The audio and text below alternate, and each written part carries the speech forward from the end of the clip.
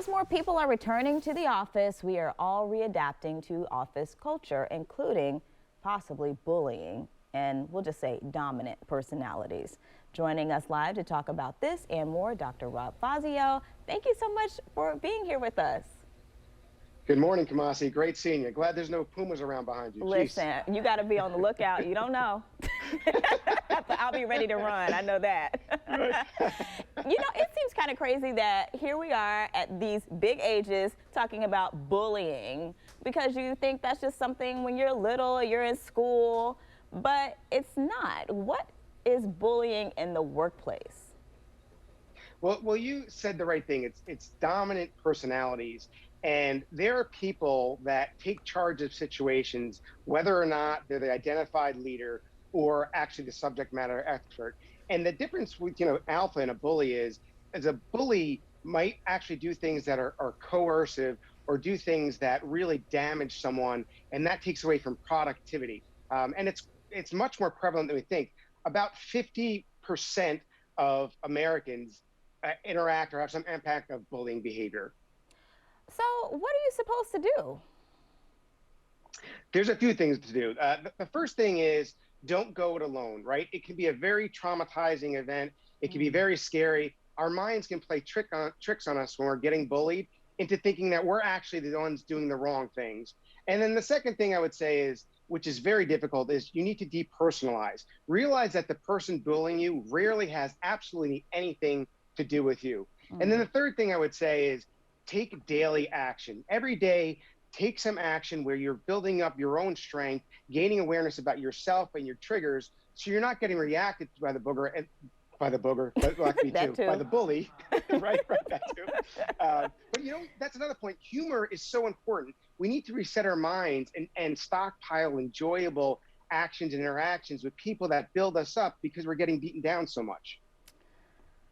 That can be challenging though, Rob. And some people might just be like, is this worth it? And especially if you feel like this dominant personality could impact like how you're able to navigate your career at this particular place. So how do you factor that into?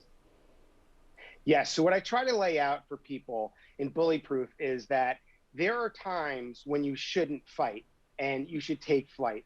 And I walk people through differentiating their situation. What's the difference between a narcissist and a bully and an alpha?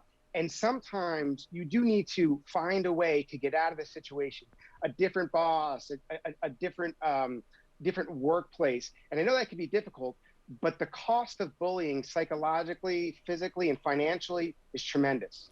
It really is. Just mental health awareness for May, and you think about that too because you spend so much time at work. You don't want to be going through too much. So I appreciate these tips.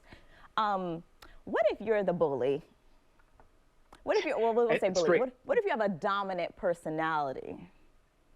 Well, so there are ways to determine. I like to take the power out of the word bully. And what we have to realize is there are a whole host of bullying behaviors that we all engage in and don't realize it. And it doesn't matter if our intention isn't there. If the impact is there and someone feels bullied, that's the problem. So we have multiple quizzes on getbullyproof.com where people can learn about how to gain awareness and take actions.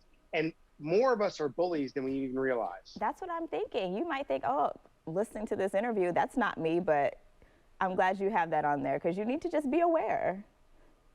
I'll give you an example. If you're someone that texts people and wants to get a response, and then you withhold information from them, that whole texting thing is I text someone, I want me to respond, but I didn't respond to their last 4 text messages. That's a bullying behavior.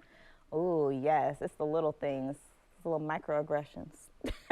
Let's talk about this. This is my last question. A lot of people are just adjusting, period, to coming back to the office, whether you have a dominant personality or everybody's perfectly fine.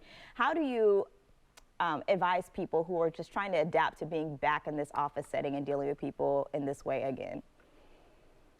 I think it's realizing that every approach needs to be tailored, and it's a partnership between the individual employee and the employer, and we all need to take some agency in trying to influence situations and not just leaving it up to our boss, but let them know things that you're hearing, let them know that things that would be beneficial.